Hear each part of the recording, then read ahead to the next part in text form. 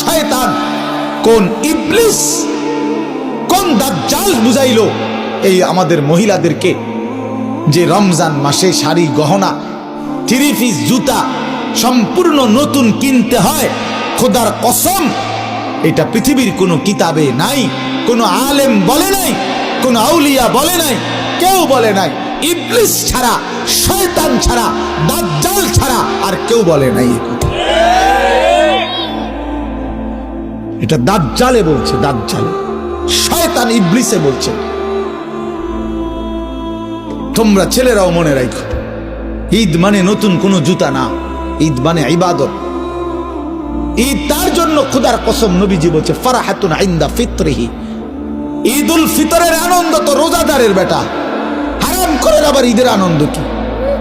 সুদখোরের কোনো ঈদ নাই, ঘুষখোরের কোনো ঈদ নাই, মদখোর, নেশাখোর, ফুট্টাখোর, বাবাখোর, ডাইলখোর, হারামখোর, ইয়াবাখোর, এই সমস্ত অসভ্যের কোনো ঈদ নাই বেটা। তোর আবার কিসের ঈদ বেটা?